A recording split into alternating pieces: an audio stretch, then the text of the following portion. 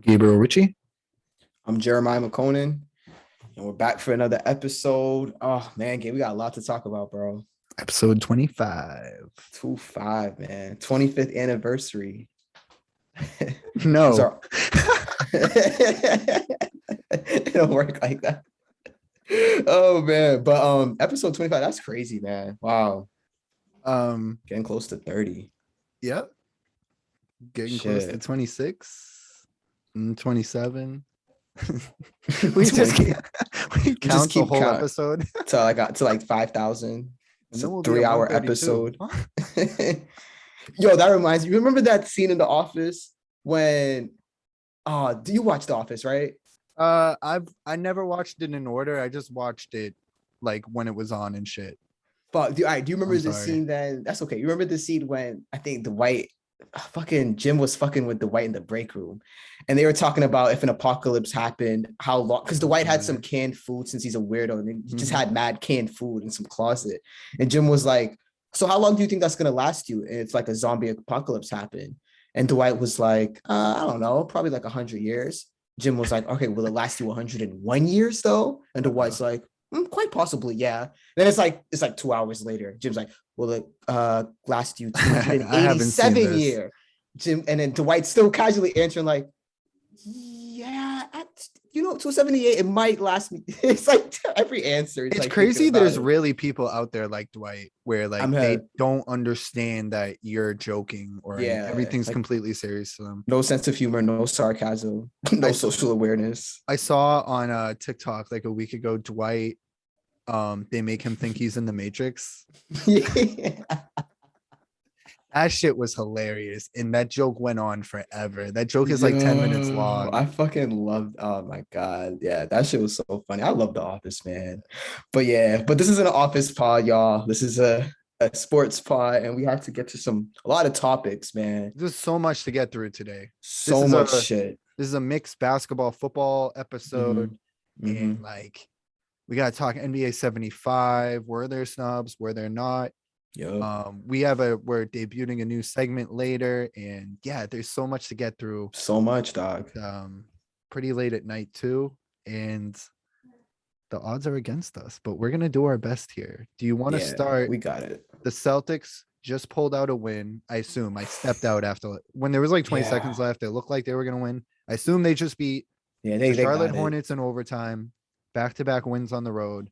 I'll take it. However, some disappointing losses and disappointing moments for this team throughout all 4 games so far. Win's a win. I think Charlotte's a pretty good team. I'll take this win. We have some issues though with, I don't know. It feels like the same team as last year. Yeah. It feels like the exact same team, the exact same issues when it comes to consistency and passion, and depth, really. Like, I love Grant Williams. Seems like a great guy. I think he belongs in the league. I don't think he belongs in like a 9-man rotation on a legitimate NBA team that has playoff aspirations. He shouldn't be starting for you if one guy is out. It's the same issue as last year, and we've seen issues with late game execution. Of course, in the Knicks game, Jalen's on fire. All of a sudden, it has to be the Jayson Tatum show. Again tonight, Tatum down the stretch, just dribbling it out. They thought, regardless, it was basically a turnover at the end. He throws it up to Brown, who throws up a shot that almost goes in. But real quick, my question to you is, without besmirching anybody, should Tatum be treated like Paul Pierce, Kobe Bryant, Steph Curry, Kevin Durant? These guys where it's like you're getting the last shot, clear out, you're our best chance, opposed to Brad Stevens in the 2018 playoffs drawing up a great play to get Horford a shot under the basket, where that's another route. That's another thing you could do at the end of games. I just haven't seen enough from Tatum where it's like, okay, you get the ball last, especially when Jalen's playing so great. And it's like, what are we saying to Jalen when it's like, you've done all this, but we're still going to let Tatum get the last shot? What do you think? To answer your question, bro, I think that Tatum has not shown enough for me yet where like you said, he gets that pass late games like Kobe did, Pierce, Curry, Durant, shit, even LeBron. LeBron. Like the thing with Tatum is the ceiling, you see it because he's so talented. Like the offense, it comes so natural for him. But I just don't know if he has that killer drive that you really want in your number one guy. Whereas when I look at Jaylen Brown, he may not be as gifted. He might like the game might not be as natural for Jaylen. And to be fair, Jaylen has worked a lot on his game. Like, especially in that Knicks game, man, the dribble package that he came out with, all the array of moves. Like, not to say like he doesn't have a natural game, but when you look at Tatum, like subjectively, he just seems like a more like pure basketball talent. But it's too much of the settling for jump shots when your shot's not falling instead of driving. It's too much of the hands flailing in the air when you don't get a foul call and not running smacked in the back. face by LaMelo at the end of that game. Yeah, and then he's on his knee for 2 minutes. It's like, come on, bro. This is not the type of that can't be you want to root for. Yeah, that can't be a number one guy. Like that can't be how a number one guy carries himself. So although I will say I feel as if Tatum is are still our best offensive option, I don't think he should be just getting this automatic pass like you mentioned. I fuck with those shades. All right. These they were laying up there. I got this those are hard. LED light that's like burning through my eyes right now. So you actually gotta wear them low key. Yeah, so like I'm not gonna get up and change the whole setup.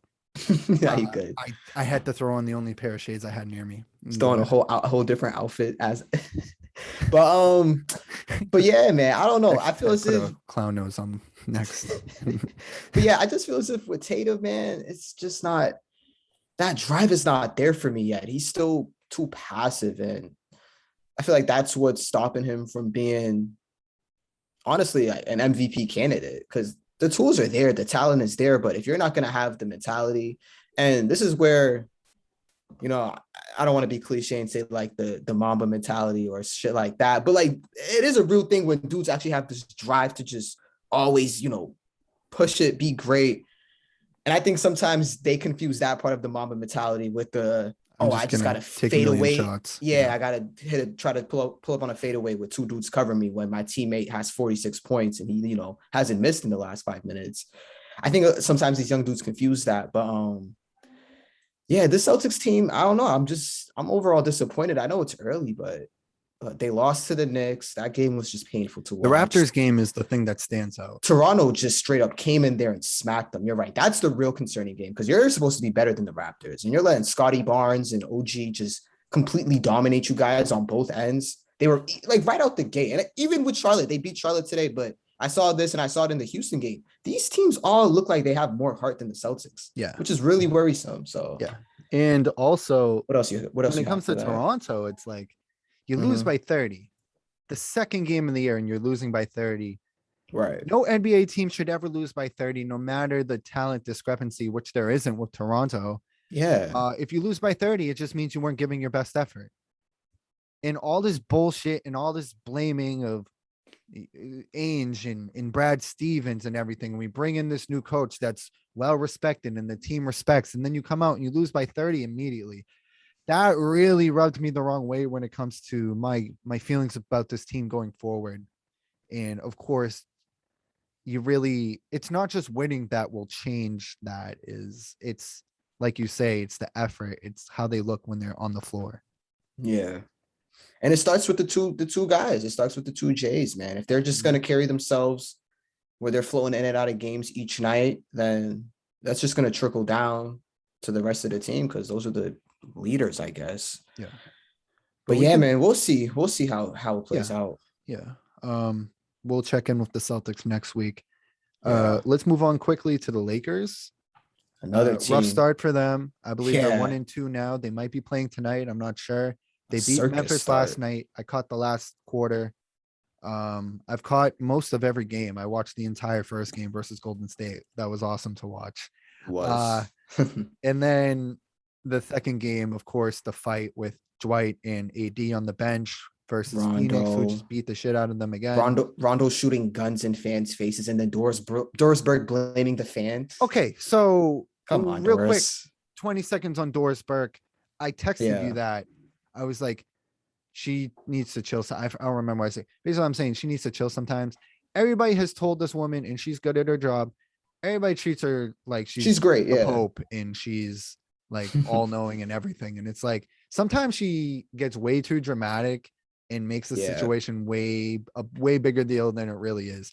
Like that time when Simmons said something about the difference between Luka's passing, playmaking, and James Harden, and then she came at Simmons. And it's like, is this a race thing? Is this? Oh, I don't know. Wow. Harden. This is a couple years ago. I remember that. Yeah. Not even hearing the other side, just not listening to the whole thing, taking it out of context. And it's like, she's done this a few times where I'm like, or another example is the guy hits somebody a little hard. And it's like, we need to think about getting this guy ejected. Blah, blah, blah. And it's like, come on, Doris. Stop with the outrage police shit. Yeah. Cardinal's a dick. He's always been a dick. He probably instigated it with the fan. Right. It might be a dick for all I know. I don't know. Probably. Yeah. The fan probably said some stupid shit. He shouldn't have done what he did, but he'll never say in the street. But yeah. Like, don't call for his execution immediately. You don't know the story. Don't immediately just take Rondo's side. That's the last guy in the league. You should take his side. Right. But that's my thing on Dorisberg.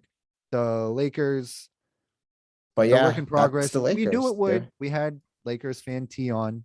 Last episode. Still go check that episode out, the West episode, West preview. A lot of that stuff is still relevant for the next couple of weeks because the league's still coming into its own. So check that out. But yeah, he said it would be a work in progress. It has been. They looked better last night versus Memphis, though down the stretch it's close. Memphis is playing like shit besides John Morant. And if they don't have that game for Melo, Lakers probably lose low key. Melo was awesome. And then also down the stretch, Memphis is just leaving everybody on the Lakers wide open from three. Like, you might want to get within 6 yards of this guy who hasn't missed a shot in 2 minutes. Right. It was a weird game. Davis gets away with murder. I just have to say that real quick. Dude falls on every play. Dude hits somebody on every play. Even the Lakers, I was watching on a stream, and it was the Lakers broadcast, and even they were like, "Oh man, he got away with one there." And that's the next level. You know it's bad when the home announcers are even like, "Come on, bro." Westbrook still looks like a mess. Melo, we'll get to him. We might get to him a little later, but Melo is he can fit in any offense. To be honest, yeah. He offers, which is why I was upset when he just sat out. He's like, no, I'm going to be a starter for that year and a half or whatever it was. Well, OKC, yeah. That stuff. Or right before OKC, yeah. Yeah. As a role guy, he's fucking awesome. Like the Celtics could really use a guy like Melo. Seriously, yeah. Hit shots and not afraid of the moment at all. I'd rather have him than Jabari Parker or whoever that guy is for us right now. But the Lakers, I think, will figure it out to a degree, but they do have an issue with shooting. They're relying on a bunch of old guys. Yeah. They don't seem like that deep of a roster right now, at least from my eyes. Monk doesn't look great just yet. What are your thoughts on the Lakers? Yeah, man. I mean, it definitely has been a dysfunctional start. The Westbrook fit, I was worried about this before the season started. My concerns have not improved. It seems like, and this is what I was worried about, when LeBron has the ball, what is Westbrook doing? And he's yet to show in his career without the ball. Yeah, that he cannot move without the ball. He doesn't know how to cut off the ball. It's kind of like the Harden syndrome in Houston, where he's just standing in a quarter and now it's 4-on-5 because he doesn't know how to engage in the offense if he doesn't have the ball in his hand. So that's definitely still a worry for me. Yeah, I mean, we saw that circus they had against Phoenix where LeBron's talking shit to campaign. And I was like, LeBron was like, what? You was home a month ago. You were home like a year and a half ago. You weren't even like in the league. And it's just like, LeBron, you're down 30, bro. Shut up. Yeah, please. Shut up, please. Have some class. Have a little grace. For real. And one thing I was worried about, and I knew Lakers fans was going to do this. Like, I was starting to see people blaming Frank Vogel for the early dysfunctional start. He'll be out. This is typical, like LeBron media mafia, Lakers, LeBron media mafia and Lakers media mafia. That's just a scary combination already. Right. But yeah, this is typical. We've seen this movie before. A LeBron team that he kind of constructed. Yeah. Starts off dysfunctional. Then the coach gets gone. Coach is gone. Right. Next thing you know, half the team is traded. Same shit he did when he had D Rose and all those guys in Cleveland. Right. So I'll be interested to see if they continue to struggle. And you mentioned still really trades. early. Yeah, it's still really early. That we have to acknowledge that. I mean, all we can really do when we have the amount of sample size we have is overreact, because what else can you do? Exactly. Yeah, but that being said, man, I would monitor this Lakers situation closely, because if they're not able to figure out this Westbrook LeBron thing, I really wonder if LeBron's just going to go a whole year and say, all right, I'm just going to roll with this, because we've seen it. He's pulled the plug before on a trade. It would be crazy. You mentioned trades. But we've seen it. I don't see Westbrook staying on this team all year, and I don't see Dwight Howard staying either after that Davis shit. Yeah, Dwight's that's like the kiss of death. Yeah, you're right. That probably was the kiss of death. I would say he was on thin ice, but yeah, LeBron saw that. All right, this guy's clearly a bozo. Let's get him out of here. So yeah, the Lakers, we shall see. Another team, Celtics and Lakers. Once used to be a great rivalry, two teams that dominated the league. Oh, how the mighty have fallen. No, it's regular season. They're both playoffs. I know. Come on. Yeah, it's not even November. We can move on to a fun team. I think you want to. Let's do the Warriors, and then you can do the. I haven't watched much. I've probably watched like 20 minutes total of the Nets. So that can be you can do your own Ryan Russillo 10-minute monologue on them. Yeah. This is a fun team though that we both enjoy. Yeah, but the Warriors look amazing. They're really fun to watch. They are way deeper than I thought they were going in. They have a guy who got left off all 75. His name's not Klay Thompson. It's I don't even remember his name. Bielitsa. Nemanja Bielitsa. Yeah. I forgot the first name. That dude is awesome.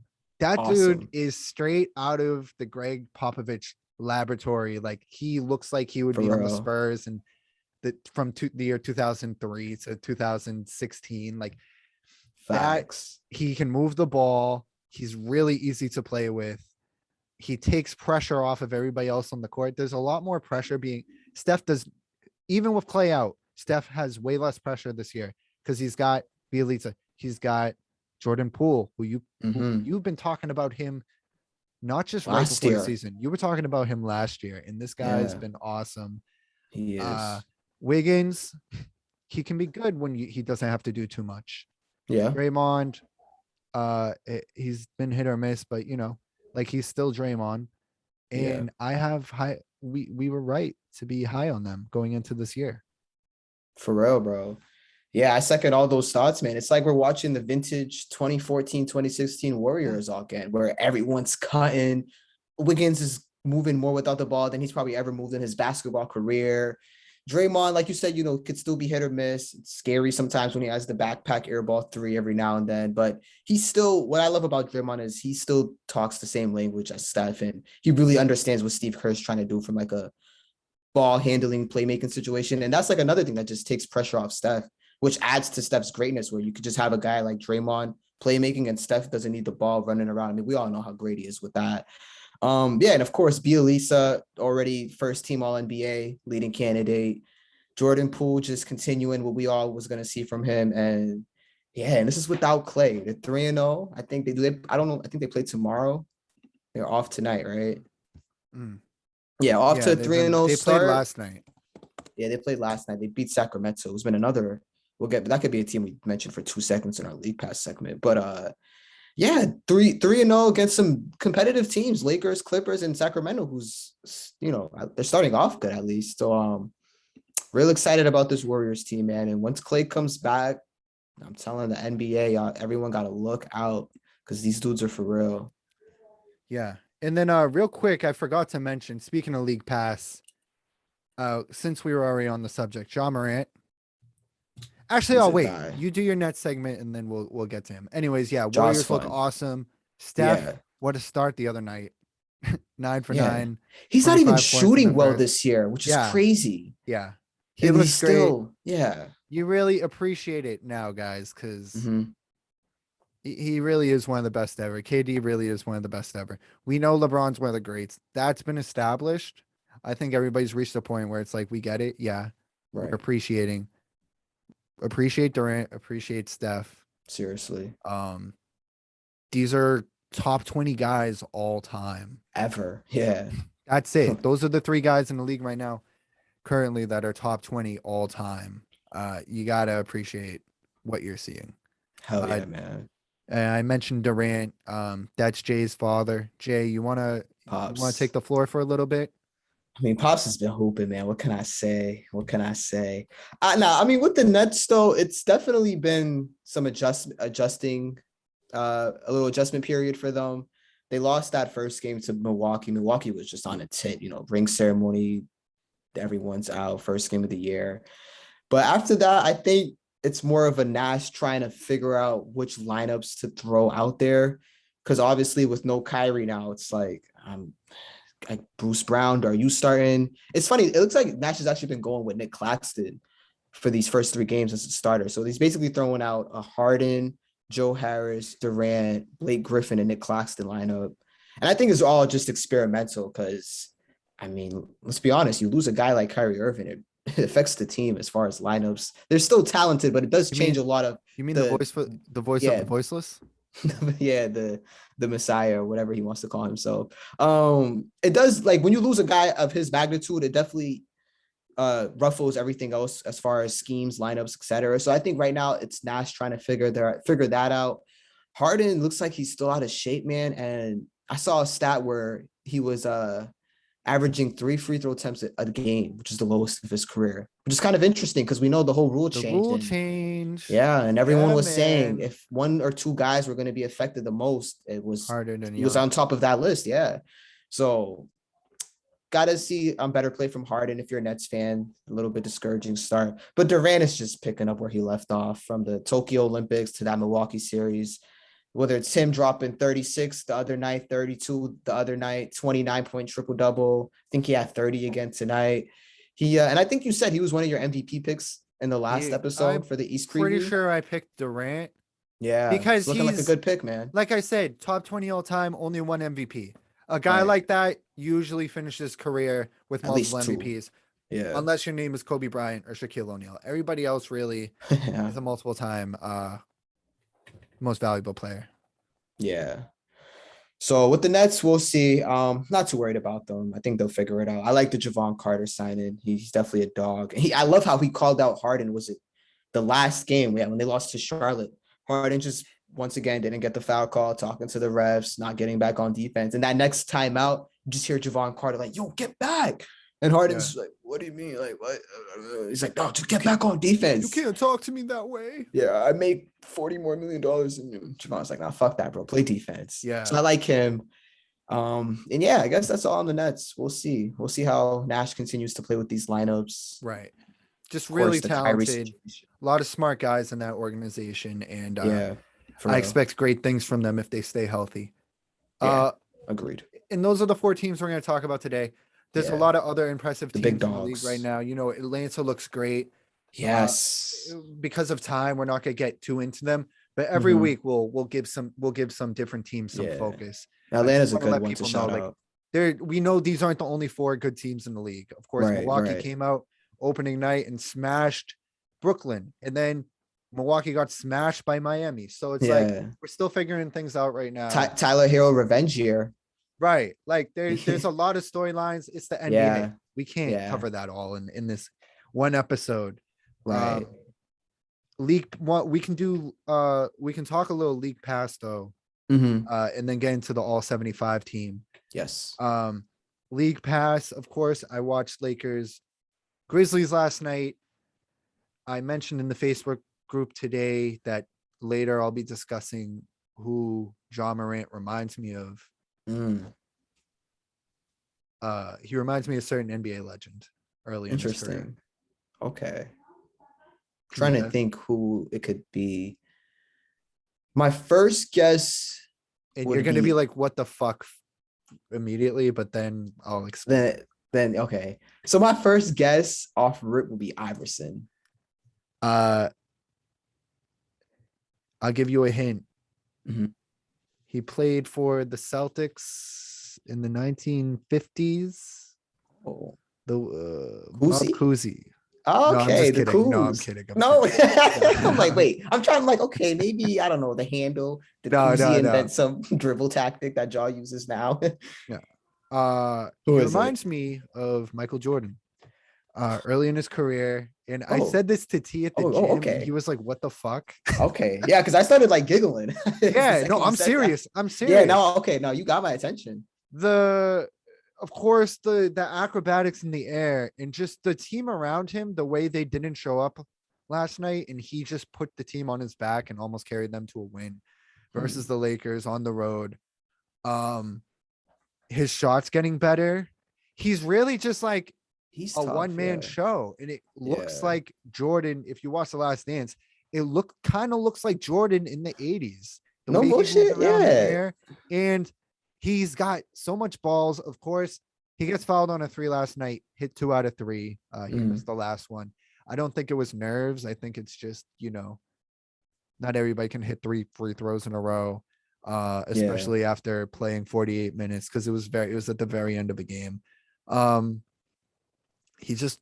really impressed with him. No, when And you mention it now, I'm waiting for like blow up. Zion got taken ahead of him, and then Morant's just like Jaw's been better he's ever since. improving his legacy Yeah. each year. It's not just a plateau. Each year he's Right. much, much better. Seriously. Yeah, man. No, at first when I heard Jordan, I'm like, okay, where the hell is Gabe going with this? But you're kind of right though. With his ability, he had that one crazy finish, which was all over the timeline for anyone who be on NBA Twitter. I know you because you saw the game, so you definitely know what I'm talking about. Where he went up, I think it was on AD, and then it was Jordan X the way he had the ball at the high point, then went underneath and was still hanging. Yeah. Nah, you're right, bro. Obviously, and also he's a fantastic dunker too. He is, not for real. One of the crazier in-game dunkers. So as far as like an athletic, just fearlessness attacking the rim, you're right. It does remind me of like early mid 80, late 80 Jordans before Phil came and Dennis, all that. Yeah. So yeah, you're right, man. He's a guy to look out for. I mean, if he gets a jump shot, bro, and it would look good last night. Yeah, he's like the point guard Giannis. Russillo said this on one of his episodes, and it's so true. Like he really is a point guard Giannis. Like he's a jump shot away from, like, whoa, what the hell? What do we have here? So that's an interesting one. Yeah. Any other league pass thoughts that you have? He's the player, in the interest of time, like he's the player I wanted to bring up today. Is there anybody else in the league that's caught your eye that we may have not covered yet? I'll say I think Cam Reddish is continuing his strong play from the playoffs last year. Adds to your Atlanta point of why they're such a deep team. Right. Charlotte, we both enjoy them. LaMelo is just such a joy. Another guy like Ja, who it looks like his improvement is heading on the upward trend. Same goes for Miles Bridges. Yeah, Miles Bridges is a really good and Gordon player. When he's healthy. Yeah, so that Charlotte team, that's a fun team to look out for. The rookie, Scotty Barnes, Duarte from Indy. Duarte's like, is he the next Ray Allen? Have you been seeing the shit he's doing, bro? I haven't gotten a chance to watch Indy yet. Yeah, I haven't seen much Indy games, but I'm seeing all the highlights at the end. It's Duarte second, and like he's always leading the team in points. It's like Duarte 25, Brogdon 23. It's like, huh? And then I look, he's 7-11 from 3. Evan Mobley is a kid. I've been watching some Cleveland games. I don't even know how, but Mobley's just, man, he's making me proud because I had high hopes for him, and I think I see there's some writing on the wall there. I guess that's really it for League Pass.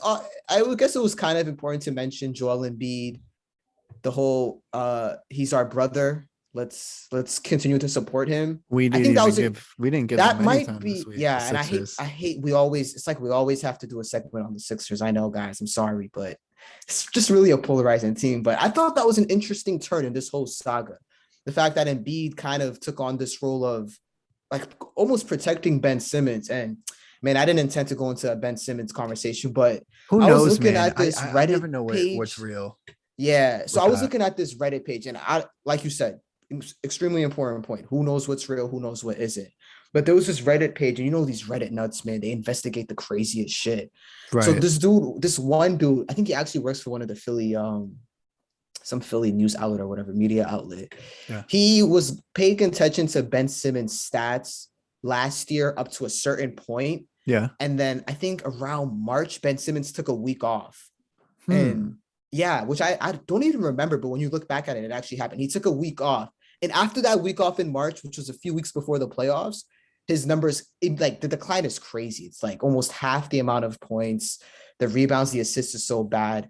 And so this is where it gets kind of crazy. That week off that he took, apparently he was dealing with a family matter. And this is where, I mean, I don't want to get too dark on this podcast, but I didn't even intend for us to talk about this, man. Mm-hmm. But this is good shit. Yeah, I found out that so his Ben Simmons family, there's like legit family issues that he's dealing with that I didn't even know about, or most people won't know about unless you actually look this shit up. But his brother, his half brother, so he has two half brothers and he has a biological blood sister. But his half brother, apparently, there's this whole thing with him and his older like full sister that the half brother used to molest the sister back when they were children, and the sister came out. Yeah, bro, this is crazy. And the sister came out and accused him obviously of molesting her, and like she was able to come out as an adult and finally like basically address this. Accused the family, like her own family, like of covering this up. Because it's funny because this half brother is actually, I think, yeah, he's Ben Simmons' agent. This is where it gets crazier. Or he works like with the business wise of Ben Simmons. He deals with business. So he's in clutch. I'll send it to you after. I think different? It's more of like I think Rich Paul, whatever, is like his like who represent him. But as far as like a personal business matter, yeah, his brother's kind of his guy, I guess. So that whole thing happened. And Ben Simmons, that story came out around that time when he took that break. So he comes back. It's not too much big of a deal because, you know, he came back and he was still playing kind of good, but some of the analytic nerds paid attention to his actual numbers really declining. And then, of course, we all saw what happened in the playoffs. But I don't know. I thought that was interesting. And like you said, who knows how much is true?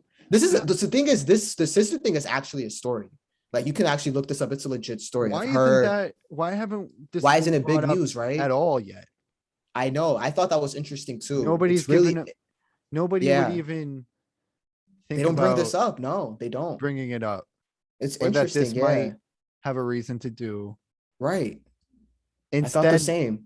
Instead, 1 out of every 5 Ben Simmons rants you hear, you know, he may be dealing with stuff at home when it's public knowledge that he's dealing with something very traumatic. Yeah, isn't that true? Interesting? Is this a true story? Like, so the sister, the allegations that the sister has made is real. She's really been saying this. And just look up, if you look up Ben Simmons' sister, you'll see a bunch of stories. So her allegations are like, you know, it's really her saying this.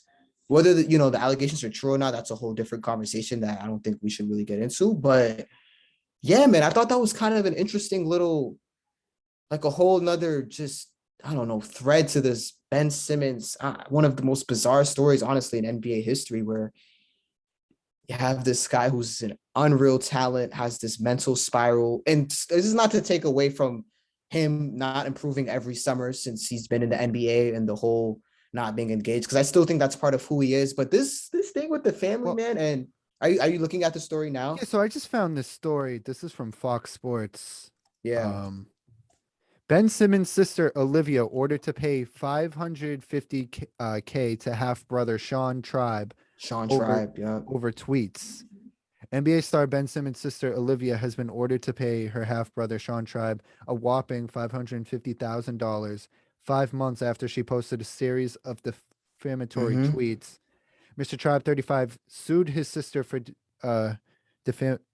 defamation in April after she took to Twitter to publish a series of false allegations he had sexually abused her as a child. Mr. Tribe strongly denied the allegations.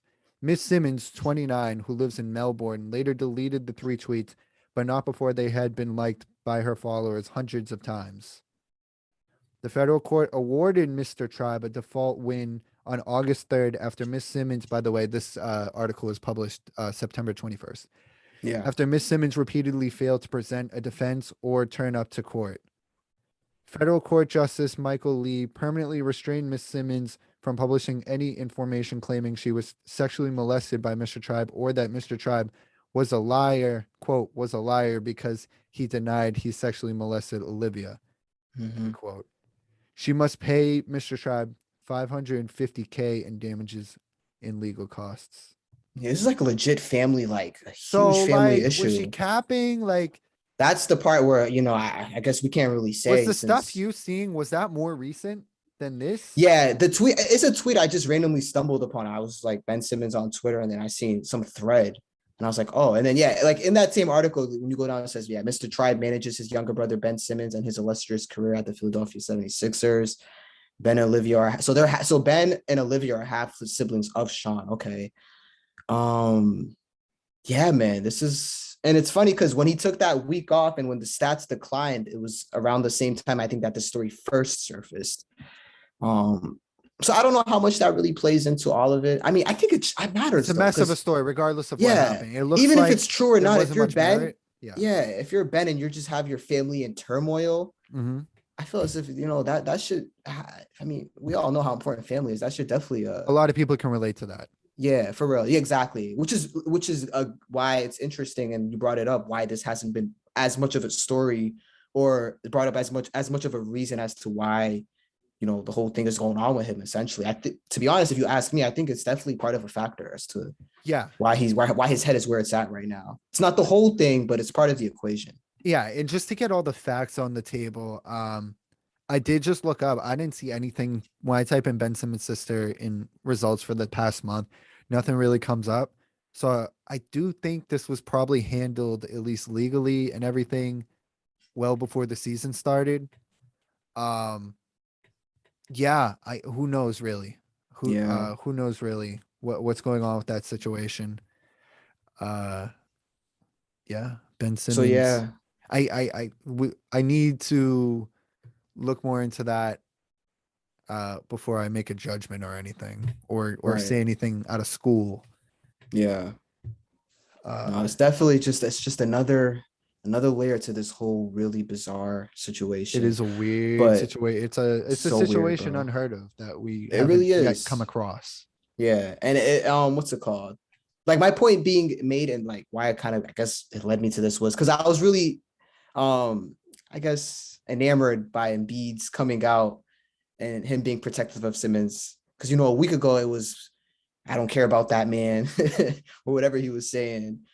But now you see it's been it seems as if Philly's taken a different approach where they're more so protecting Simmons, whereas a week ago it didn't seem that way.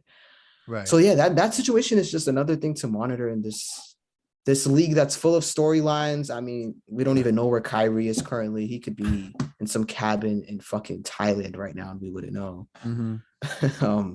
But yeah, man, you want to move on to the 75? Yeah. So 75 came out, as everybody knows, and I shared it again. You and I put a lot of work into a top 50 list we both made in order. The 75 list, for those who don't know, was not in order. They just took the 75 guys and put 3 groups out each day of the 75 guys selected to start the season, the 75th anniversary of the NBA, or 75th season. We both made lists, and the 50 guys I selected were all on the NBA 75 team. 49 of yours were selected. One guy wasn't. Dennis Johnson. You think he should be in the 75 is what you're saying? Yeah, man. I mean, let me pull up his accolades now. Yeah, pull up his accolades, and then let me see who made it in front of him that wasn't on our lists. That shouldn't be. Yeah, so man, DJ, 3-time NBA champ, 2-time all NBA. He has a finals MVP, and he's 9-time all defensive, 5-time all-star. Averaged 20 for a stretch. I mean, when I look at the 75, I'm looking at the list now. Did Bill Sharman have to make it over Dennis Johnson? Another Celtic? Yeah. I mean, I don't know. Who else? Billy Cunningham, Dave DeBoschere. Like, were they actually? And these are all names. These are all names that we actually. I looked into Gabe Cunningham. Billy. Oh no, I feel as if. And Dave Bush. We looked at these guys. Kyle Greer. We looked at these guys when we made our top 50 lists. Right. And DJ was probably in my top 60. I do agree he should probably be in that list. I feel like a lot of Celtics made it. So if you were a Celtic, you probably had a harder chance at making it once you get farther to the back, just for the sake of saying, oh, really? You're going to put 25 Celtics in the top 75. Yeah. Tommy Heinsohn didn't make it. I feel with his resume, he's another guy. Yeah. Has a really, there's other guys on that list. The guy who made the list, and I'm not one to comment on, the 50s, they didn't even know how to play. How are all these guys on the list? shut up. You guys, these I hate guys that shaped the way argument. basketball is played today. Yeah, They were, even back then, go look at footage. They were still really, they were really good. Were facts. they flying around like Ja Morant? No. Right. Were they really good basketball players? Yes. And they were really good for their time. And you can't fault them for being born in the generation they were born in.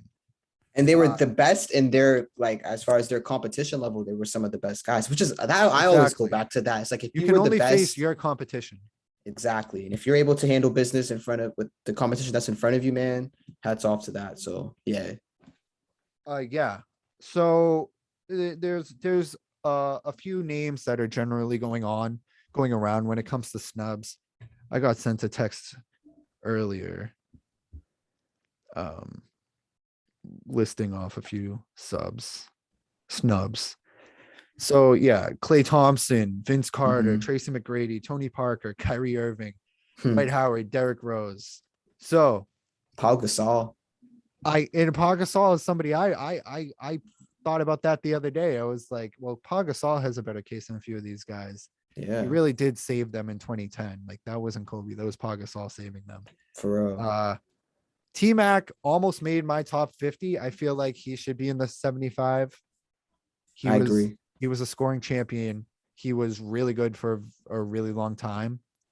His playoff success wasn't there, but just as a year in, year out guy, like that, the dude should be in there. Of course, injuries threaten him. When I say year in, year out, I just mean every year he was prominent.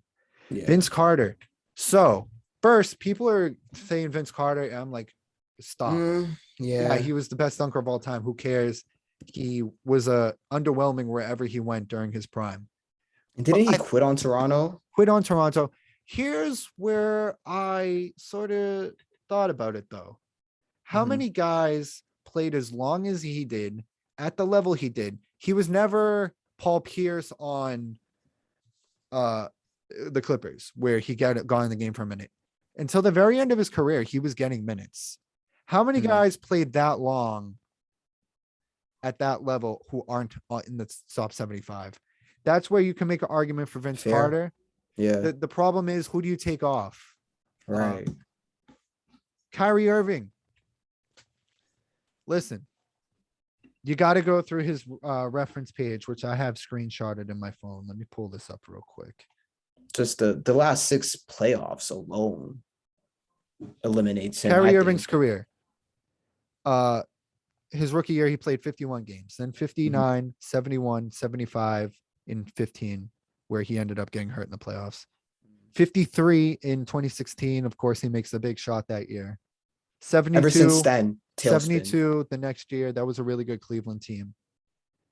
60 when he gets to Boston, who he quit on. 67 the next year in Boston. That is the year he actually quit. 20 in Brooklyn, 54 in Brooklyn last year. The guy never is he one of the most talented basketball players of all time? And it might end right there. I think that's just like important to know. He might might be it. He might never get back on the court. Is the guy one of the most talented basketball players of all time? Yes, absolutely. Skill wise, top 5, honestly. This is a list of accolades. What have you contributed to NBA history? Facts. Him, not so much. He's been a problem on every team he's been on. He's never finished top 10 in MVP voting. When you people complain about, that's not derogatory. When people complain about Lillard making the list. Yeah. I'm like, go look at the MVP voting. Go look at all the numbers in Portland continuously every year making the playoffs. There's a lot of guys from the 80s and whatnot that are on that list that Lillard has surpassed in terms of accolades and everything. Lillard's finished multiple times top 10 in MVP voting. He has taken a Portland team that's never been like a monster roster to second, third round. And if Steph Curry didn't exist, he'd be a much bigger deal. Yeah. And he's just consistently, he rules every year. I personally love him. You saw him in the playoffs last year. When has Kyrie, besides that year in Cleveland, when has he ever done shit like that in the playoffs? That's with LeBron too. With LeBron. And also, I said top 10 in MVP voting, never finished there.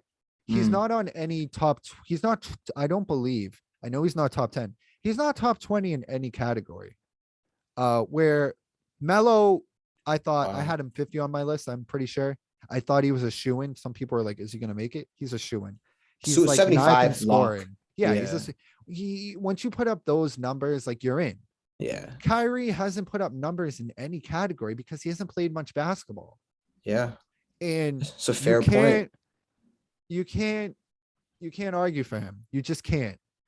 Tony Parker, Manu Ginobili, they were part of history with the Spurs, sort of on the bubble. Parker, 2007 Finals MVP. He wasn't the best player on that team, though. He wasn't the best player. He was the best player for 4 games, maybe, when they swept Cleveland that year. But Duncan was the best player all playoffs and obviously all year. Right. The guy, I think, and I'll let you speak. I know I've gone on for a little bit too long here, Jay. The guy where I'm like, because I don't like to disrespect the legends. The only guy on that list where I was like, maybe they shouldn't make it. It's not Dame Lillard. It's Dennis Rodman. Where let me pull up his accolades. I'm with you on that, bro. And I didn't like his situations. And you people were against that. Yeah. I'm with you on that. I'm glad you brought his name up. I like that. Because yes, great role player, but you have to have a little individual success to be on this list.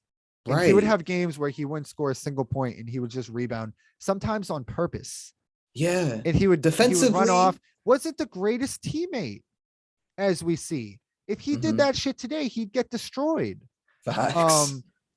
And he was on 2 of the greatest teams of all time that were both really good teams before he got there. Of course, he added to them and he kept them relevant. Big part of it. Big part of it. However, he was in the big 3 for Chicago, but he was never like the guy. He was never the second guy. Right. Where anybody else on this list really that doesn't fly. Let me pull up his. You can. With Rodman, I'm with you on Dennis Rodman, bro. 2-time All-Star, 2-time defensively, 2-time All-NBA. That's it.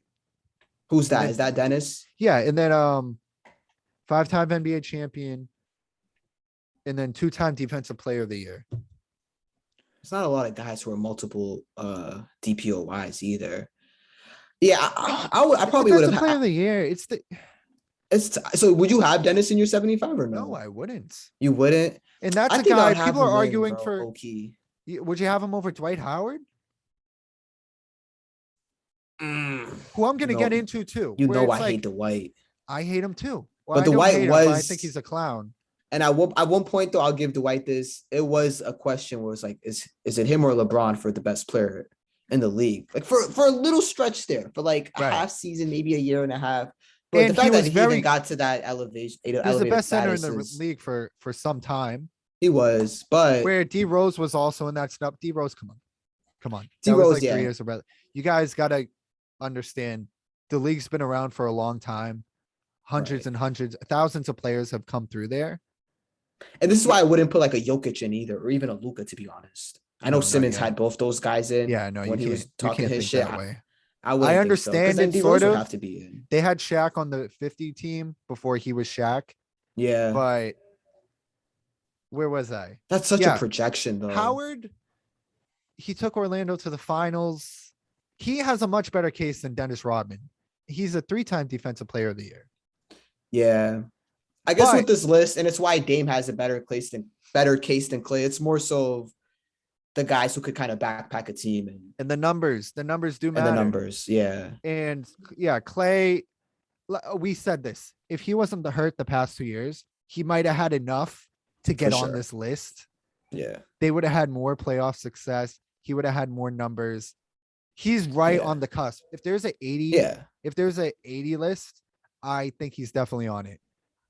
Did you see the Warriors? They gave him the number 77 jersey. They were trolling him. He really might be 77 all time because he has that 60. He has legendary moments in the playoffs. He's an excellent defender, and he's the second greatest shooter of all time, arguably. Game 6 Clay. Yeah, Game 6 Clay's the GOAT. Right. Oh, however, just like we said for Kyrie, you can't just judge certain playoff series and just give the guy the nod because of that. Yeah. So even though we love Clay, body of work. Even that's how you know we're not being biased here. Even though we love Clay, he's not all 75. Facts. Howard certainly has a case. However, he didn't hit that point where we talk about with Kawhi. Kawhi could be a clown for the rest of his career. He's a 2-time Finals MVP. He's seen the mountaintop twice. Mhm. Dwight, he got to the finals. He didn't perform well. He's had some glaring moments. He never worked on his game. He didn't hit that point where it's like, oh, we don't need to judge the rest of your career. The majority of his career has been a disappointment. Yep, I'm with you. Ever since he made that finals, I'm not crying for him. I'm not crying for him not making it. There's an argument that he could make it, but I'm not crying for him. The only guys I would cry for is DJ and T-Mac. DJ and T-Mac? Yeah, I feel like T-Mac has to make it. Yeah, I was there for T-Mac. Like T-Mac was, I mean, it was him and Kobe, the two guys you want in the West. He's one of the biggest deals in the league. Yeah. For real. He makes it for me. But people are arguing Alex English because Alex English had the most points out of everybody in the 1980s. That's a case to be made. That's kind of crazy. Yeah, right. I didn't even know he was in some classic games, and you know he's just not a name that's talked about enough. Right. But let me just make sure I go through all these extra guys that weren't in our. Yeah, I guess I slightly disagree with you on the Dennis thing.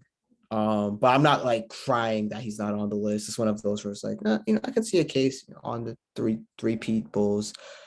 Clay, like you said, it's just one more vintage postseason. If we get one more vintage postseason from Clay, he's it. Like, it's so close to just writing his name down. And yeah, you nailed it with Dwight. He just couldn't sustain that level. He only had the 20. It was that series against the Cavs where he beat LeBron in that series, which was kind of crazy. And then he made it to the finals, was a no-show in the finals, basically. And that was really the beginning of the end for Dwight. So yeah, I don't have too much spice. I guess it was kind of cool that Dominique and McAdoo made it because they weren't on the 50th. And I think that was they were the snubs back then. I was going to get to that. So let me just read off like some notable guys who weren't in our top 50s, but made this list. So James Worthy, as he should, right?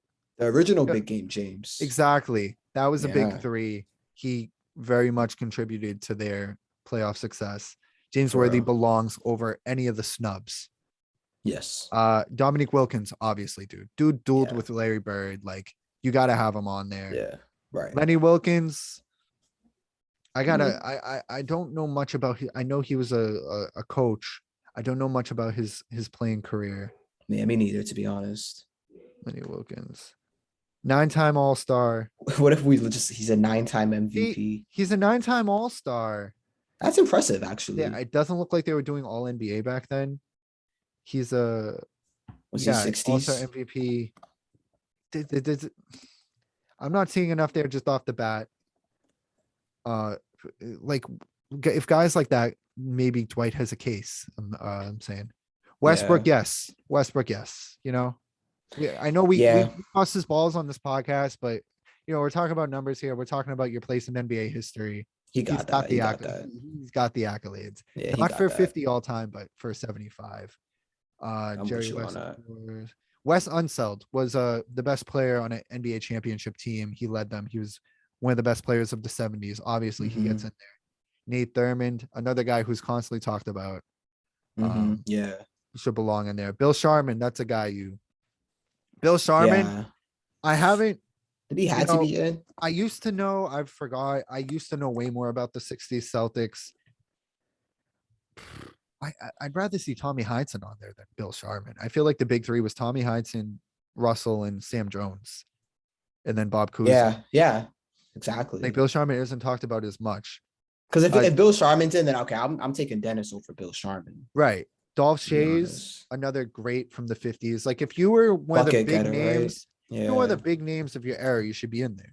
Yeah, him. What's his name? Fucking George Mikan. Those dudes. Founding fathers, they lost. Mikan made our list. Yeah, right. I think he was like top 30 on my list, top 40 maybe. Rodman, like who we disagree on. Robert Parrish belongs. I think he would be in my late 60s probably. Earl Monroe. I remember asking Matt. Pearl. I asked Matt, "Hey Matt, who was the Knicks point guard in the 90s? Who's John Starks?" And he's like, Earl the Pearl Monroe. He belongs in there. Funny. There was some Knicks, Bob McAdoo, Pistol Pete. I'm not sure. I don't think he Yeah, another guy super flashy. I don't know if he has the accolades. I don't know if he should be on there over a Dwight Howard or a Tracy McGrady. he's like a Ginobili type guy, right on the cusp, but like Some of these Ginobili's guys- another guy who's I can't put him in, but he still really had a good career. Yeah. Jerry Lucas, I don't know much about. Elvin Hayes. I remember LeBron jumped over Jerry Lucas III, I think, one time. Random memory. John bro. Lucas III. Yeah, the guy on the John Bulls. Lucas III. Yeah, that's what I'm thinking of. Yeah. Hal Greer. Clyde Drexler, a guy who didn't make, but he should probably be in the. He had some big moments. Yeah. Yeah, he was Portland's guy. Dave DeBusschere, he was on the all 50. A lot of these guys made it because they're in the original 50. The OG list. Yeah. Yeah. I think they were cognizant of not taking Cutting off any him. guys from Right. the original list. So Dave that Bing, makes sense. Paul Arison. So yeah, I'd say there's 3 or 4 guys where you could swap them out for some guys who might have got snubbed. I think Dwight should probably be on this list, and I think T-Mac should probably be on this list.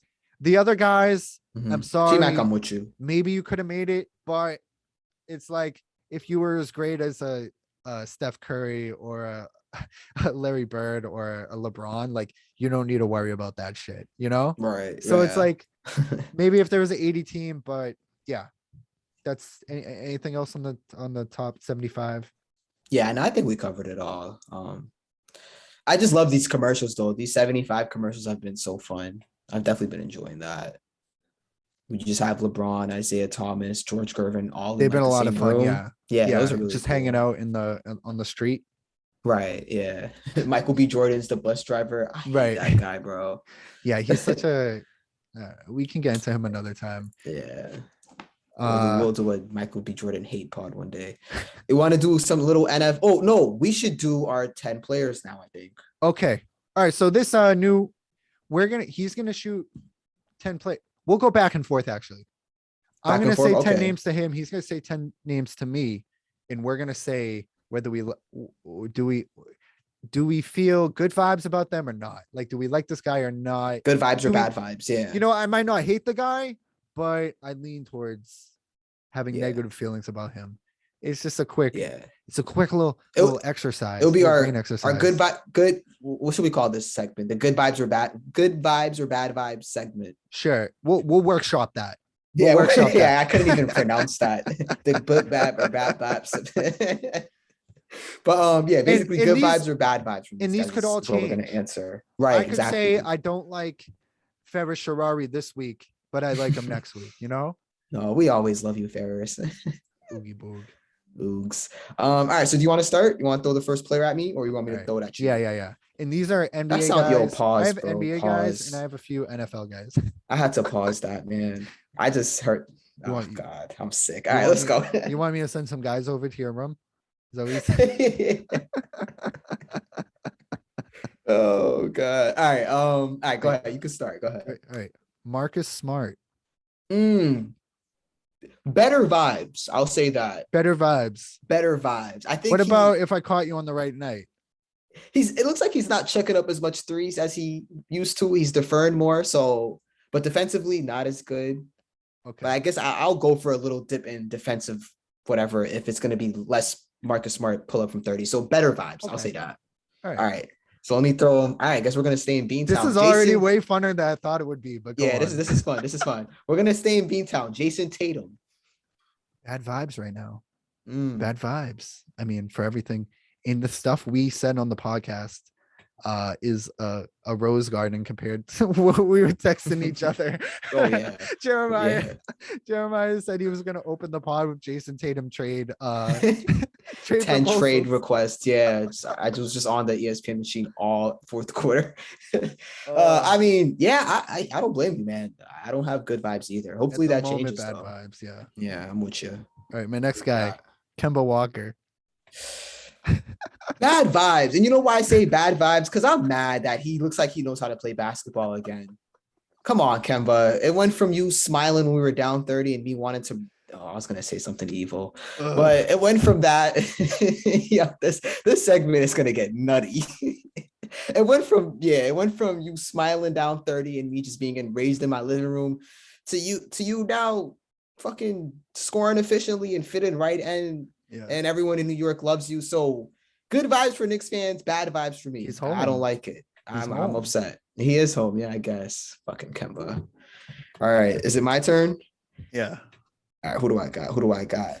All right, so this is the fun part because we can do football and basketball players. So I'll throw a football guy at you, Mac Jones. Good vibes. Good That was vibes. easy. Okay. Right off the bat, good vibes. Same. Good vibes. He's never reached at his darkest moments this year. He hasn't reached bad vibes from me, which doesn't mean I hate you. Bad vibes doesn't mean I hate you or anything. Yeah. I love Mac. I'm so happy we have Mac right now and not like Jimmy Garoppolo. I think we lucked out getting him. And I don't think he's like the second coming of Tom Brady or anything, but he's really good. And I think he'll improve. And I just like the vibe. I like his vibes. I think he's a tough dude. And Same. He's easy to root for. Yeah, I'm with you. I love his vibes. I love the smiles on the sideline. He and it looks like the team fucks with him too. Like those guys want to like throw their body on the line for him. And that's always good vibes. So Mac Jones, good vibes for you. Good vibes for me as well. Who do you have for me? All right, so I'll jump down the line and just switch to a football player. Okay. What do you think about Big Mike Evans? Oh, Big Mike. Right now at this very moment. God damn it, man. So at this moment, I mean, he had himself a ball game, which kind of killed me in fantasy, but Big Mike, bro, I'll say okay vibes. I know that's not even a real answer, but you know how I feel about Big Mike, man. He flashes this amazing talent where he looks like Randy Moss 2.0, and then he'll stumble upon his own shoelace because he's trying to draw a foul because he thinks he's in the NBA and he's James Harden. Yeah. And then he's on the ground and he's limping or he's holding his ribs. It's like, can Big Mike even breathe right now? He's in and out the blue tent. Big Mike it's all over vibes with him, man. He drives me crazy, bro. So I don't even know if I give you a real answer, but you went okay vibes, right? Okay vibes, yeah. That's my I feel like it's bad vibes for you. Low key bad vibes, yeah. You never have anything nice to say about him. Yeah, that's true. Yeah, I guess I'm saying okay to be nice on the pod, but you're right. It's low key bad vibes, man. I'm not a fan of Mike. It's as bad as you can feel about a guy who has like 2 touchdowns a week. Right. Exactly. So yeah, low key bad vibes. All right, my turn. I'll throw your boy Kyle Pitts at you. Kyle Pitts, come on. Yeah. Come on now. Great vibes. Great vibes, right? Excellent vibes. Dude, Kyle Pitts, it just feels weird calling him a tight end.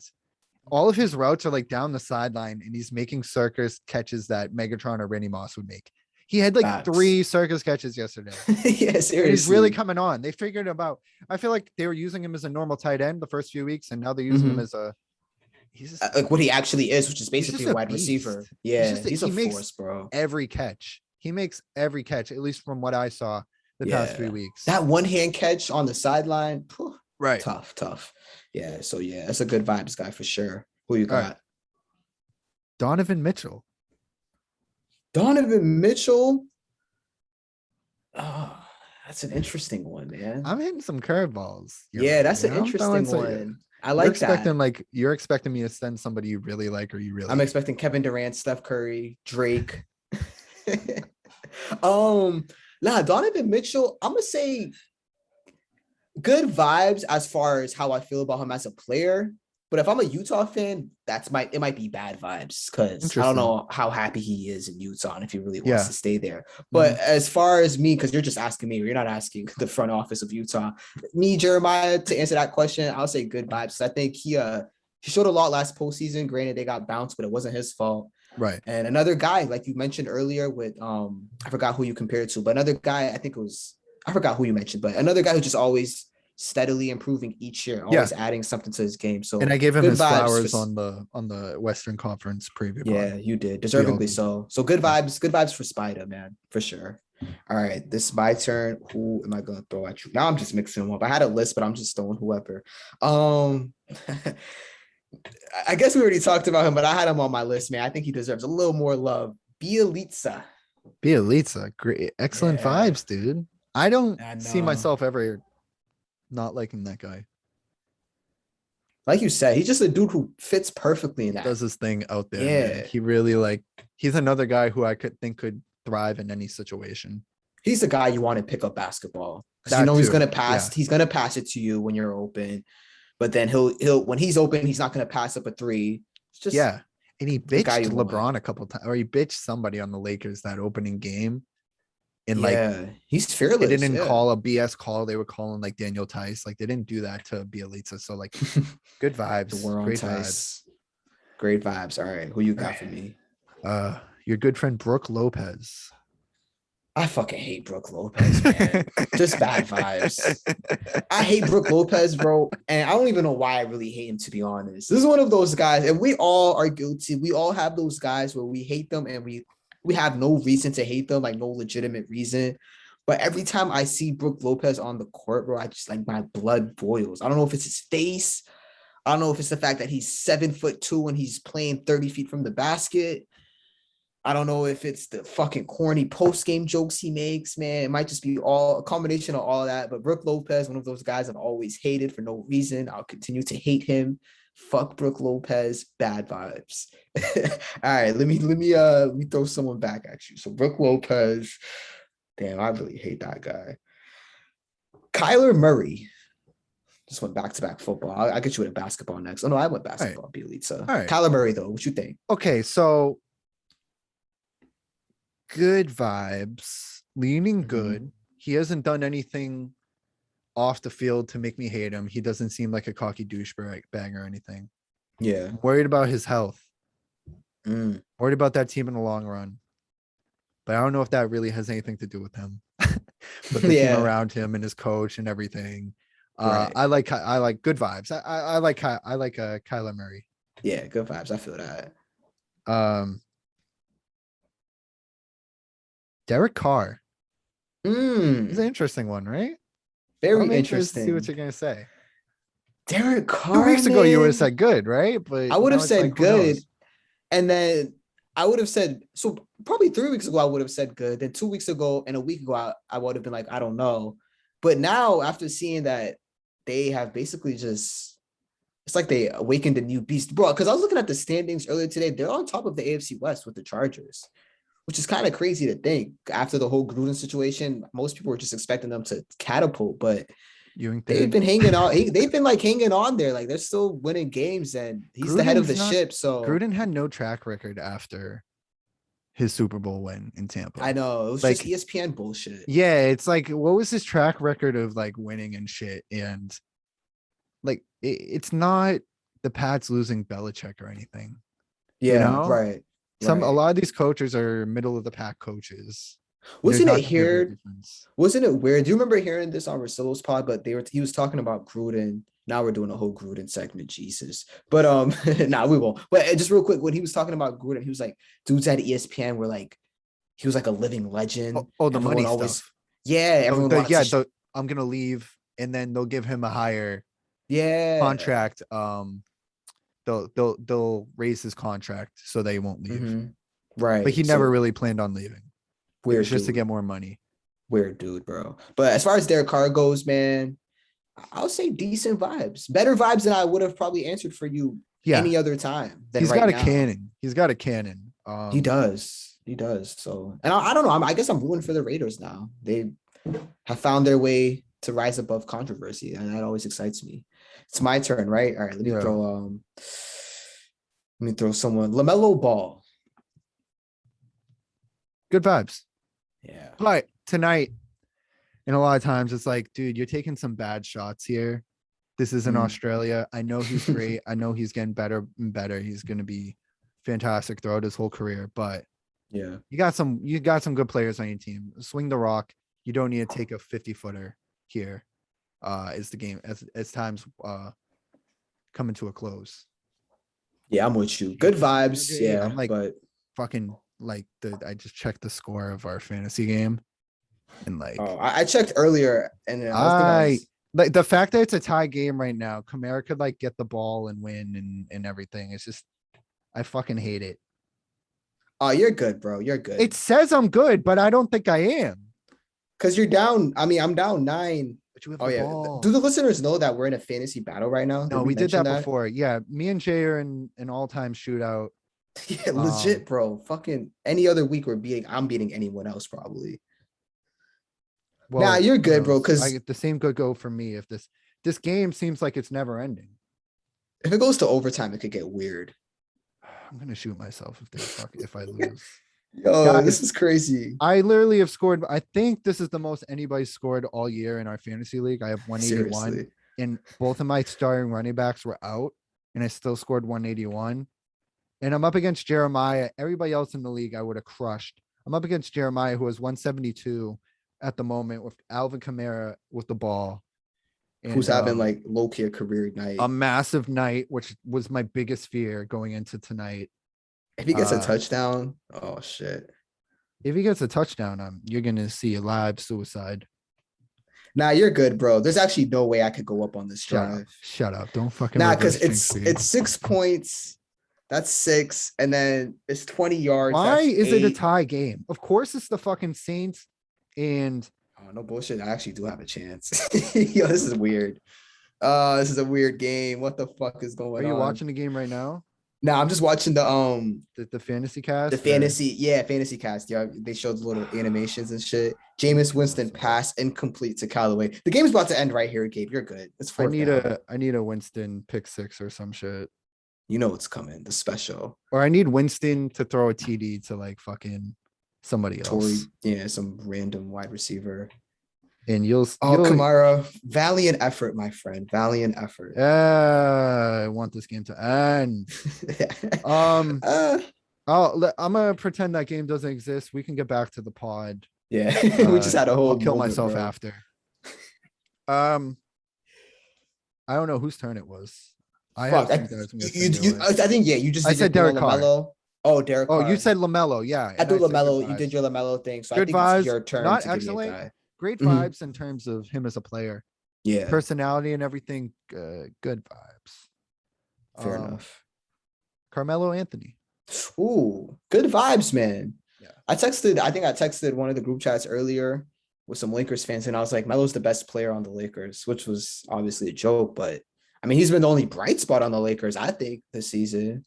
So, and one thing I appreciate about Melo, man, and this goes back to after the whole OKC shit, the whole whatever that was, but it seems as if he came to a realization after that season where he realized he's not the 25 a game scorer. Right. I have to shoot the ball 20 times a night. He's accepted the role of, plug in, score, come off the bench, quick ignition. And ever since he's accepted that, it seems as if he was able to fit seamlessly in any team. He thrived in that role in Portland. I think he's going to thrive in that role with the Lakers. So good vibes for Melo, man. Much respect for a guy who was once a guy to kind of humble himself and still be relevant and impactful. I respect that a lot. So good vibes, Melo. We could do one. I think this might be my last guy that I have on my list. We could wrap it up with this one, actually. Actually, I have 2 more, but I'll just throw them both at you. I'll throw both at you package because you probably won't have much thoughts on either of them. But Tua is my first one, and Derrick Henry is my second one. The floor is yours. Derrick Henry, good vibes for like the past 3 years. Dude's just a beast. Right. I love the nickname King Henry. It's like the best nickname in sports for me right now. It's weird that people just start calling him that. Tua, bad vibes from the jump. I mean, I've been anti-Tua this whole time. He's never shown me anything that made me think he would be great. I didn't watch college football. I'm sorry. I have one more for you. Or I'll throw a package at you. Okay. Jalen Ramsey and Damien Harris. Ooh. Damien Harris, great vibes. I love him. I loved him last season, what he was showing towards the end of last season. I love him this season. He just runs so hard, bro. And like, I don't know. It seems as if we never had a running back like him that could kind of do everything. We've always had either the James White, which is the third down back, or the LeGarrette Blount or Ben Jarvis, Green Ellis, just goal line, short down situations. But Damien feels like he could low-key do it all, which is kind of exciting. Right. Then again, running backs, how long is he going to last? We might not see him after this year, God forbid. But good vibes for Damien Harris. And then who was the second guy? Was it Jalen Ramsey? Jalen Ramsey, I don't really know. I guess kind of bad vibes because it He feels just as if seems like a this dick. Rams defense. Yeah, he does low key seem like a dick, and the Rams defense, man, they've been getting chewed on this year. It seems I as know. if. He And sealed the game with a pick yesterday, but it was Jared Goff in the fight in the right, Lions. So it's like, that's Goff. Yeah, Goff is always going to gift you a touchdown. Jalen Ramsey, not as good of vibes. So Cooper Cup, though, great vibes. yeah. Hey, man, wait. Maybe I'll I throw love him at you him. next week. That's my boyfriend for real. That was fun though. Do you got any more guys, or does that wrap it up? We'll do next week. We'll do this every week, and we'll do like Hell 5 yeah. guys a week. Pause. But do you want to do a little football before we go? Yeah, we could do a quick football talk, man. Pats won, blew out the Jets. Yeah. Belichick, we knew we couldn't wait for that game. Yeah. Yeah. I mean, I will say the Pats are still kind of hanging around in the same AFC. record as a lot of guys. There's a lot of teams who are 3-4. The Chiefs being one of them. The Chiefs being one of them, and we can talk about the Chiefs. I think that's the team that really garners any conversation right now in the NFL. 3-4, 27-3. They lose to Tennessee. Mahomes, another disastrous game. It looked like he was concussed at the end. By the way, the NFL concussion protocol thing, it's such a scam, man. Daniel Jones 2 weeks ago was literally like a drunk guy walking out the bar, and he played the next week. Mahomes is probably going to play this next game when it was clear he was concussed. That whole thing don't exist. That was so stupid, though. That's my thing with people talking about, oh, he's taking a beating out there. It's like, you know who doesn't take a beating? Quarterbacks who get rid of the ball in like 3 seconds. A la Tom Brady. Yeah. Pocket passers. This is the price you pay for being athletic and everything. He is athletic. I don't know why I put quotation marks up, but for being like a running quarterback, a mobile quarterback, it's like, you're going to get hurt. They're going to get you eventually. And then it worries me with all these dudes, bro, low key. Stupid at the end yesterday. Like, just go down. Yeah, right. The game's over. Why are you? It looked like he was going to die the way he got his body like crumpled yesterday. It was terrifying. Yeah. Like, dude, just go down. You guys lost. Seriously. 7-3. And there's going to be weirdos who are like, oh, he's a competitor, fight till the end. It's like, no, that's not, that's just being stupid. Right. That's risking the next 20 years of your career all for a meaningless play. I will say, I've noticed this trend in the NFL with these quarterbacks now, because I'm seeing it with all these young dudes, man. They love to scramble and fight for that extra yard. Was it 2 weeks ago, Josh Allen tried to do like a front flip over 2 linebackers, and he was so lucky someone didn't take his head off. I mean, we all know Lamar Jackson always runs into traffic. Even dudes like Zach Wilson now are running out the pocket trying to do too much. I think it's a bad trend I'm noticing with these younger quarterbacks of trying to play make on both their feet and their arms. It's like, sometimes, man, you got to trust the pocket, because these NFL linebackers, when they hit you, that shit's going to hurt. But back to the Chiefs, man, I think this, like, now it's come to the point where are they going to make the playoffs? Because I sent you that tweet where it was 32nd in rush defense, 32nd in opponents passing yards, 32nd. It was like 32 on every. And I said they're category. lucky to be 3-4 and not like Seriously. 2-5 or 1 with a record like that. Seriously. So that team, man, I just continue to worry about them. The defense is horrendous, like historically horrendous. Yeah. Mahomes, I mean, you can say he's compensating. And I was talking to this guy at my job earlier, and this could kind of go back to the question I asked you about, where it was, have we ever seen a team fall from grace in any sport, really, like the Chiefs?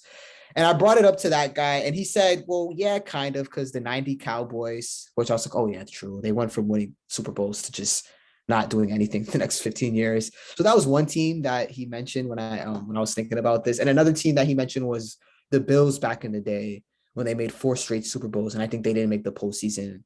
Like, they went in a drought after that or some shit.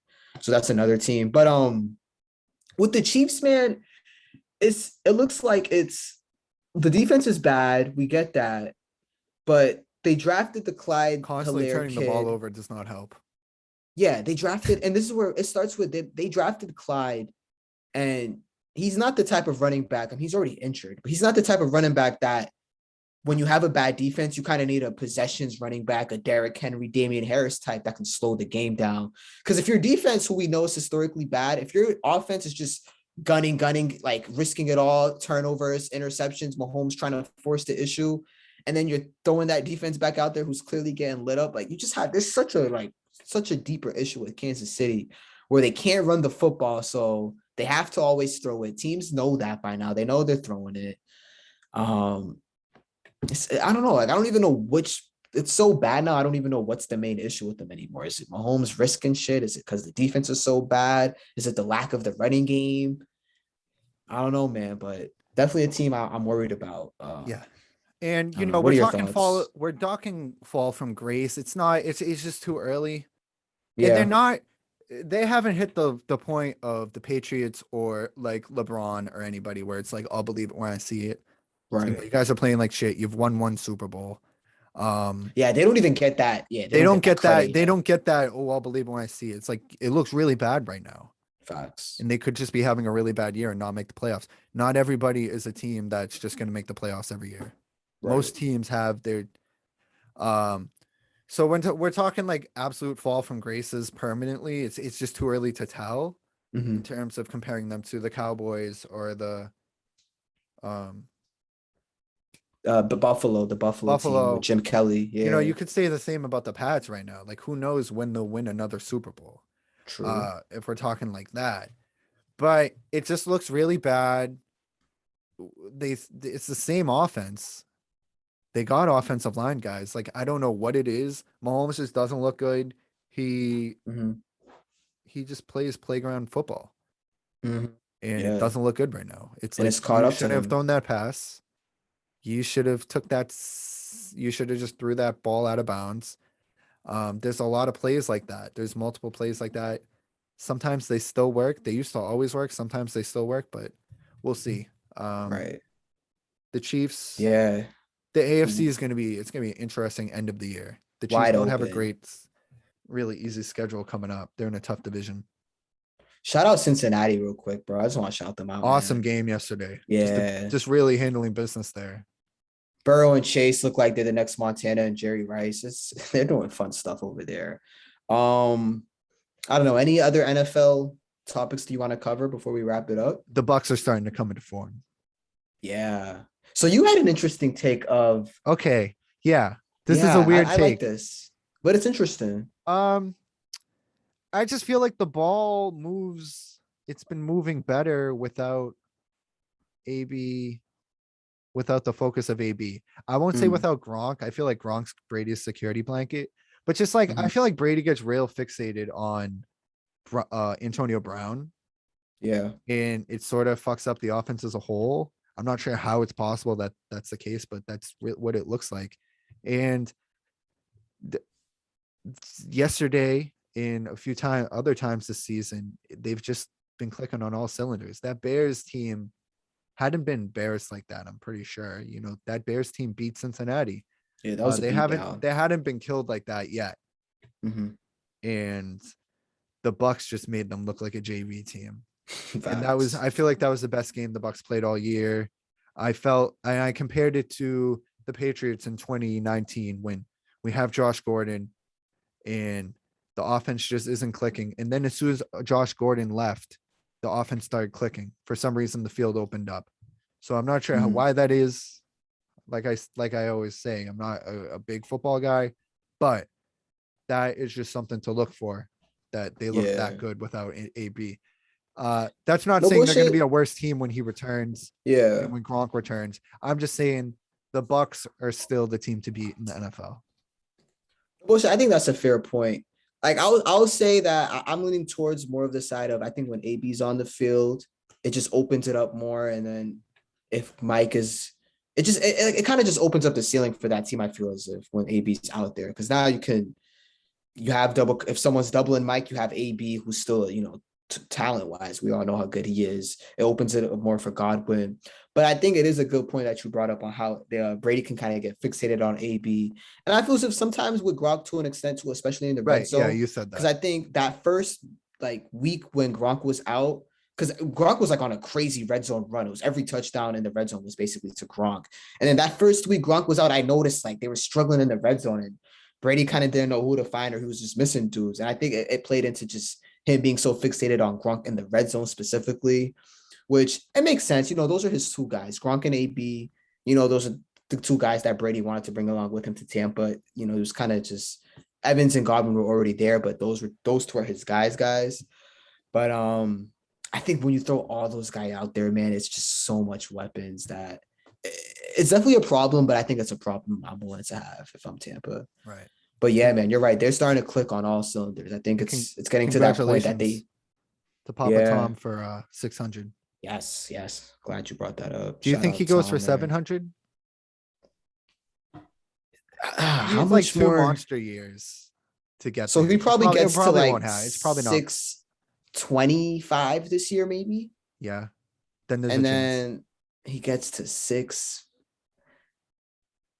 He would have to play 2 more years. It's probably not happening. It's not impossible, but you're right. It's probably I don't think because he'd probably be the only guy ever to do that. I don't think that's ever getting broken. Like Wilt's 100, like it's probably 700. 600 might be untouchable too. Shit, the way these QBs be risking their bodies and shit now. Mm-hmm. But yeah, shout out Tom. Did you see they had to negotiate?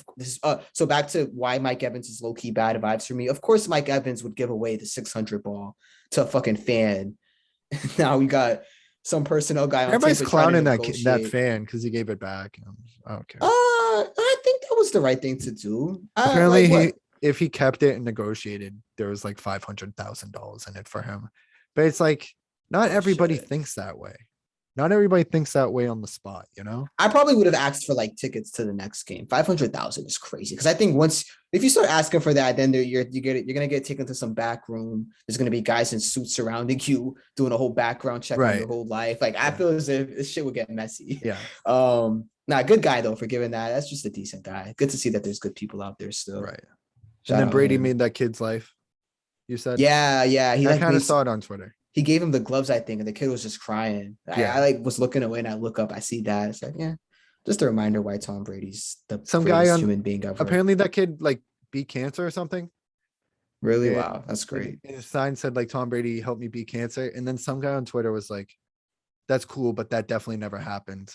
And then people are weird, bro. Guy under was like, take this ratio, and then like got fucking he got killed. Yeah. Twitter is fucking weird. Yeah, Twitter's a mess, but it's fucking entertainment. Hell yeah. Oh man, I guess that can wrap it up, Gabe. That can wrap it up. Yeah. Another notable. I'm going to AEW on Wednesday. AEW is coming to Boston. Yo, so I caught a little bit of that. Yeah. Jay watched his first AEW match the other night. Had a good time. I'll say what I was most impressed with was how engaged the fans were. Yeah. Like they're chanting throughout the whole, because sometimes I'll have my moments maybe once every 2 months where I'll check in on like a wrestling program, whether it's WWE or AEW. But with AEW, bro, and I can say I didn't see this with the WWE crowd as much. Like those fans are really engaged, and it goes to show you that really is a rising brand that they got going on. Yeah. You know, wrestling fans are jaded, but they're not that jaded where if you give them something good to watch, if you don't insult their intelligence, which is, you know, we talked about WWE a while back after SummerSlam. If you don't insult their intelligence, they're going to enjoy it. And AEW just gives you a good show every week, which isn't that hard to do. Yeah, it's once a week, I hear people backstage at WWE acting like it's the hardest thing ever, and obviously it's not. Vince is fucking that. Just give us what we want at the end of the day. Just give people what they want. Good product, the best guys. That's all we want, man. You people work for me now. Shit still has me dead. Yo, shut up. That's your funniest joke in a while. This isn't methylamine. I just throw a fucking like explode the whole fucking boat and you're just swimming ashore smiling. We're sick, bro. I watched James die. All right. Let's wrap it up. We covered everything. We everything. We talked about a lot. I have no idea how long this pod was, but I'm looking at it now. We had basically call it 1:30, which is such a nice number. I like. Yeah, if it was longer, right? Low key. I know 1:30 is such a nice number. And like 10 minutes of that was me fearing for my life in fantasy. Right. Which you won, by the way, told you. I know that's why my mood changed in the past minute for the better. And now you're fucking dancing. The thing went from 1% chance to 0 for you, and confetti falling down from your bedroom. Who was who was once 1-3 is now 4-3. I'm coming. You got a team, bro. I got a do. team. I thought I did when I drafted it, and then Zeke pooped the bed week 1, and then I ran into Yeah, a that was the powerhouse only week 2. thing. It was like, what were you gonna? Were you gonna get Fat Zeke or Zeke It was a Zeke? It rough looks like start, you but- got Zeke this year. That's important. Najee Harris, who's the fucking GOAT. Right. I'm debating trade. Zeke is not off limits in terms of trades, but yeah, that's a story for another day. Yeah. This was a excellent pod. I hope you guys enjoyed it as much as we did. And as always, and if you sub to didn't, us on fuck you. Right, exactly. Follow us on Instagram. We be pumping out content on Instagram on the regular. You'll see clips from the show, maybe some bonus materials. Follow us on TikTok, follow us on YouTube, especially subscribe to us on YouTube. A lot of you guys say you like us, and if as many as you guys actually watched as say you do, we'd be seeing more numbers on YouTube. We sound like we're begging here, which is Please, something I guys. hate. I know. Please, just fucking listen. Struggling artist, and no. Nah, guys, we appreciate everybody who tunes in, and for sure, it means a lot to us, and we're gonna keep pumping it out for you guys. Pause. Yeah, man. All right. I think that's all. Yeah, you covered it. It was a great show, great pod. Yeah, like Gabe said, follow us on all those things. A lot of good things coming. Yeah. We're in the thick of it now. It's just sports galore. The World Series. Shout out to the Vegas Golden Knights, our team. Yes, our rough week last week. Our adopted hockey team. Lost to St. Louis, lost to LA, but we'll bounce back. Yeah, we'll bounce back. Yeah, our guys, they know what they're doing, man. That coach, he knows what's going on. All right, man. That's Name 3 players. Name 3 players on the Knights. Name 1. I can't even name one. I think Pacioretty's one. I heard his name like a million times the first time. Patrick wasn't Pacioretty is his last name. Patrick from SpongeBob. All right, guys. Thanks. Yo, peace, y'all. Peace. All right.